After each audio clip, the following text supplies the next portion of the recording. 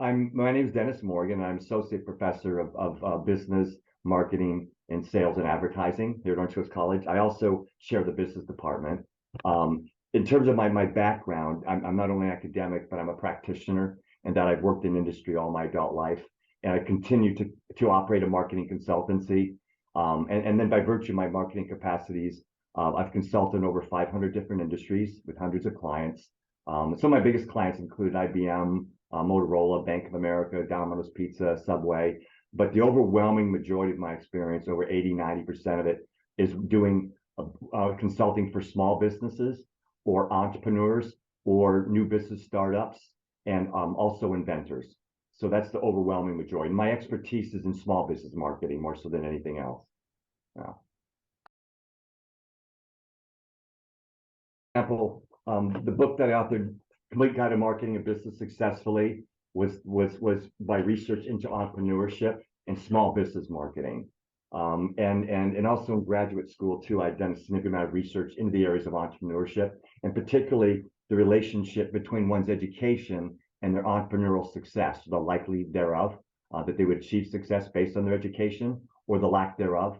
And so and all of my other experience, both direct experience, empirical experience, and so forth, is consulting and marketing capacities. Then I also have co-authored books with some of my clients who got, and for example, I helped co-write and ghostwrite the book Shooting for Your Dreams, which was a client of mine who at 14 came up with an idea for basketball, which we brought to market. So this chronicles how we did that. And then also I've worked with my colleagues at Cal State Dominguez Hills and co-authored a book on what it takes to become an entrepreneur. So all of those are related to small business marketing and entrepreneurship. I see. And innovation, product innovation. All right. Most of the methods were obviously some secondary data and looking at historical trends and so forth, but mostly primary data. Surveys were predominantly the most instrumental way. A lot of phone surveys, also person-to-person interviews, and also doing interviews that were longitudinal. So I would start at one point asking entrepreneurs experience what their experiences were with respect to certain aspects of the way in which they were marketing themselves and so forth. Then I'd go back and then re-interview them to see how things have progressed since then and see if there have been any changes and so forth. I see. But most of my experience comes from empirical evidence, actual work experience, and having consulted with hundreds of businesses, and then secondary data to the extent that it would give me some background information. But most of what the information I need for what I do has to come from primary sources, because I'm dealing with businesses in real time who need results. And so I have to look at the situation that's in front of me and then decide how best to glean the information I need from, say, the markets they're targeting, whether it's to do focus groups, to do surveys, behavioral studies, and so forth, so that I can decide how best to change the way in which they market themselves based on that input. The things that was most shocking, particularly within the entrepreneurial perspective, is that when I looked at the relationship between one's education and the likelihood of becoming successful in running a business, particularly a small business or a new business startup, and I looked at not only secondary data and a lot of historical information in that regard, but my own primary data as well, had shown there's no direct, even a correlation, let alone a causation between one's education and how successful you'll be at running a business. And that what was most shocking is that I found that the longer you stayed in college, the less likely you were to succeed in running a business, which was extremely weird. And historical research prior to my own had revealed similar results. There was no evidence that you had to be formally educated to succeed in running a business, and that most entrepreneurs that are not highly educated, they're self-educated but not formally educated. And some of the single most successful businesses and the owners I've interviewed had no less than third grade education, and yet they had growth sales of over 500%, and were some of the most successful entrepreneurs I've ever seen. So there is no research that shows that necessarily having a college education will make you better suited to run a business. No evidence to suggest that, either from my previous studies or my own. Not that it can't help, but it's not a guarantee that you're going to succeed. I thought that was shocking. That Wow. that there's actually sometimes an inverse relationship. The more educated you were, the less likely you were to be successful. Mm, So it all came down to what can you actually do and what's your experience more so than what you learned to do. What can you do? right. Yeah, absolutely. I think more so than anything, it's because in academia, they immerse you in the theoretical foundations of the subjects and the principles that we teach related to the field. And in the real world, you have to be able to apply those theories. And as I tell all my students, that knowledge is not power. Knowledge is fertilizer left in a sack, and it's the application of knowledge that makes it powerful. And employers, when you graduate in the field of marketing, don't want to know what you know. They want to know what can you do? What tangible skills do you possess? And so, as I tell my students at the start of every semester, I do not know how to theoretically market a business, and I don't know how to theoretically advertise, and I don't know how to theoretically sell. All I know is either your companies are making money or they're not, either you're selling your products or you're not, or either your ads are working or they're not. And so the reason why most, I would say, do not find their education being as important as experience is because they don't know how to apply that knowledge when they graduate.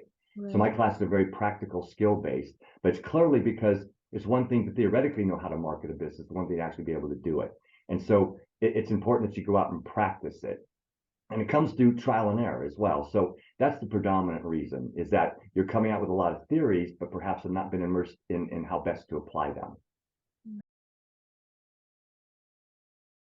It's hard. Business owners and entrepreneurs are extremely busy people. They've got businesses to run, and getting to free up their time for any extended period of time to talk to them and really to get a strong interaction with them is relatively difficult. Some of them I had to schedule several appointments with and meet with them on several occasions, maybe for 10 minutes at one time, a half an hour for another period of time. But it's really hard to get their attention for a prolonged period of time. And then also the logistics involved, because I didn't want it to be geographically limited, and I wanted to get a cross section of persons throughout the country and so on, as well as locally. So it was more logistical concerns more than anything. So when you said like geographically, did you kind of like how far spread out did you use your Most of what, because how you market a business can vary by state significantly. And so right? I did most of my studies in California, but I did also do it in other states as well. Not all 50 states, but other states as well. And I was looking for any primary differences between the way in which a business should be marketed or not marketed in California as opposed to other states. And I found there wasn't much of a difference in that regard. So I limited most of my studies to California. Okay. It's important that you extrapolate from them. Um, um, if there's only 2 or 3 main takeaways that you can get from them, because their time is limited, what you have to prioritize what is the most critical information to glean from them. And so I was very precise in terms of exactly what questions I would ask and the extent to which I would or would not have them elaborate on certain ones, depending upon how much I wanted to get accomplished. But I didn't try to bite off more than I could chew. I want to make certain that if their time was limited, I'd be able to acquire the crux of what I needed to know. And a lot of some entrepreneurs that were more generous with their time, they like to talk about their business and would have spoken for hours, but that would have taken me off track. So getting them focused and discerning exactly what my first objective or hypothesis to explore was, my second, et cetera, and prioritize them. So knowing that if my time is limited, I would still benefit greatly from the information I gained. I knew that if I wanted to be a specialist at teaching small businesses and entrepreneurs and inventors how to market themselves, I better have the knowledge to do that, because one, I have a great deal of experience, but that's all relevant to my reference point. So to glean as much information as I could from others who had experiences either more or even less than my own and in different fields was critically important. And so that for me, that it was important that I get as much research as I can. So when someone would speak to me, even about an industry that I haven't personally worked in, I could rely on the input of those who did. So I wouldn't be limited only to my sphere of contacts and influence and experiences, but those of others. And I've learned a great many things from entrepreneurs that is phenomenal, because they've made all the mistakes and they can guide you and teach you what not to do, what to do. And that's something I wouldn't, a cynic once told me to learn from mistakes of others, because you probably wouldn't live long enough to make them all myself. And I believe that. So talking and speaking and interviewing with so many entrepreneurs taught me things that I would never be able to glean purely from my own experiences. For what you do. I've never met an immensely successful entrepreneur that says, I hate my job. I hate going to my business every day. There's a part of it that's more than just making money. They have a passion and a conviction, and they want to make a difference in this life, whatever it might be, and contribute in their way. And it's that passion that helps them persevere in the down times, the lean times, and it gives them that grit. And clearly, what makes some business succeed more than others is the owner's grit. Are they willing to work as hard as is necessary to make it a success? If you don't have a passion for what you do, you're not going to want to work that hard. So I can tell you of the hundreds and hundreds of entrepreneurs I've worked with, consulted with, and researched, I couldn't find any that absolutely hated what they did. Isn't that strange? A lot of people hate their jobs. Right? But entrepreneurs usually like what they do. That's why they chose it. They chose to be their own bosses. Right.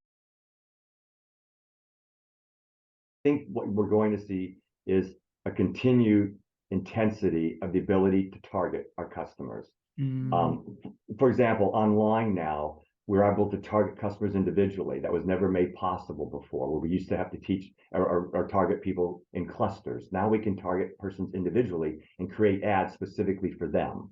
And also with behavioral tracking techniques and so forth, they know online everything that you do, everything. And they can draw a composite picture of what you look like, your demographics, without ever having met you, just based on your purchase behaviors, the sites you visit, and so forth. And it's all permanent. There's nothing private anymore. And the ability to do that is going to continue to intensify. So I see increasing invasions of privacy. I put it that way, what we market is called target marketing. Right. And I think some of the changes will be, though, I think that it's going to perhaps, there might be there may be some regulations in the future that might restrict the way in which marketers can target us, because they know so much about you that you're not even aware of. Some of the analytics for companies like Target are so sophisticated. They know, for example, what trimester some of their patrons might be in, so they can target them based on their pregnancy. And they know that about them, and just by their shopping practices. And so it's becoming increasingly more and more invasion of privacy.